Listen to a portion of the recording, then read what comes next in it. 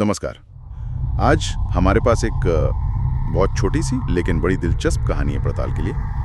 शीर्षक है एक लड़के का भयानक सपना। बिल्कुल। कहानी बहुत सीधी है।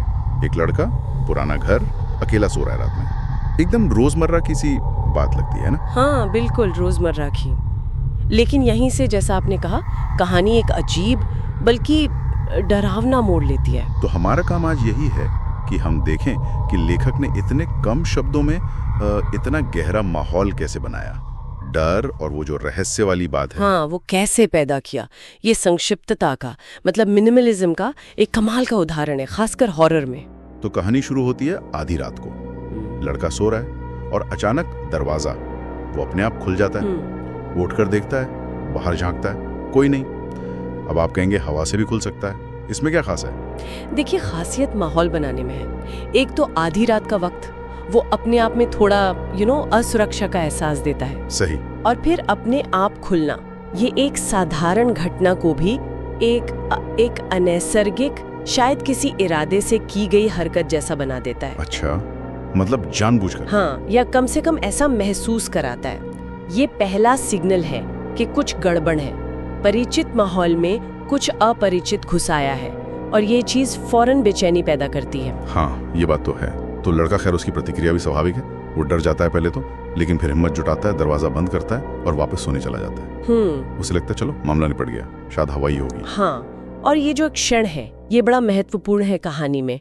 लेखक यहाँ जानबूझकर पाठक को और उस लड़के को भी एक पल के लिए सुरक्षा का एक झूठा एहसास दे रहा है। अच्छा, कैसे? देखिए, दरवाजा बंद करना एक नियंत्रण वापस पाने जैसा है, एक लॉजिकल एक्शन।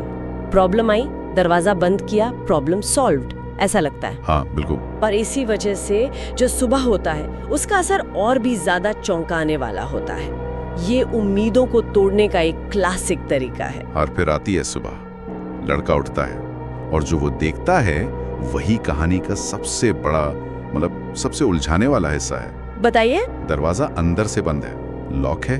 अभी ये कैसे हुआ? रात को तो उसने सिर्फ भिड़ाया था, लॉक तो नहीं किया था, जहाँ तक हमें पता है। ठीक इसी पॉइंट पर कहानी दिमाग को एकदम चकरा देती है। अंदर से बंद दरवाजा, इसका क्या मतलब हुआ? मतलब कि बाहर से कोई नहीं आया, कमरा सुरक्षित था, है ना? हाँ, ऊपरी तौर पर तो यही लगता है, सुरक्षा की गारंटी। लेकिन जमीन पर कीचड़ वाले गंदे पैरों के निशान हैं, और वो भी दरवाजे से सीधे उसके बिस्तर तक। पर सबसे अजीब बात क्या है, निशान सिर्फ आने के हैं, जाने के कोई निशान नहीं है। यही वो विरोधाभास है जो डर का असली इंजन है इस कहानी में। एक तरफ बंद दरवाजा जो घुसपैठ को नकारता है, दूसरी तरफ अंदर पैरों के निशान। हाँ, ये तो तर्क के खिलाफ जाता है। बिल्कुल। और फिर निशानों का सिर्फ बिस्तर तक आना और वापस न जाना, ये सवाल खड़ा करता है कि वो जो भी चीज आई थी वो गई कहाँ गई? या क्या वो अब भी वही है?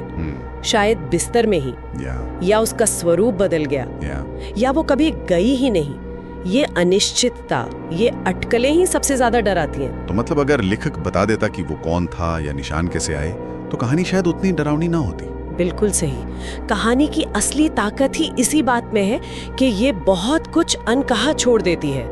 पाठक का दिमाग खुद ही उन खाली जगहों को अपनी सबसे भयानक कल्पनाओं से भरता है।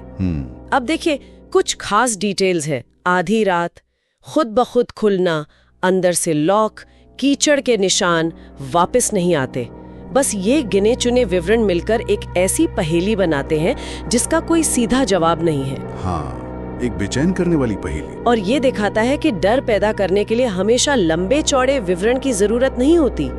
कभी कभी सिर्फ इशारा करना, सुझाव देना ज्यादा असरदार होता है। तो संक्षेप में कहें तो एक बंद कमरा, अंदर रहस्यमयी एक तरफा पैरों के निशान, और कहानी हमें बस इसी अनसुलझी, परेशान करने वाली गुत्थी के साथ छोड़ देती है। हाँ, और ये भी दिखाता है कि डर कैसे हमारी सबसे सुरक्षित मानी जाने वाली जगहों में भी घुसपैठ कर सकता है, और कैसे जब हमारा तर्क जवाब दे जाता है तो हम सबसे ज्यादा असहाय महसूस करते हैं। न्यूनतम जानकारी का इस्तेमाल अधिकतम मनोवैज्ञानिक असर के लिए। बिल्कुल, ये कहानी इसी का एक बेहतरीन उदाहरण है। ये वाकई सोचने पर मजबूर करता है। तो आखिर में ये सवाल रह जाता है कि ज्यादा डरावना क्या है? ये जानना कि कोई अनजाना आपके कमरे में आया था, आपके बिस्तर तक पहुंचा था, या ये ना जानना कि वो आया तो था पर शायद कभी गया ही नहीं। इसी ख्याल के साथ हम आज की ये पड़ताल यहीं रोकते हैं।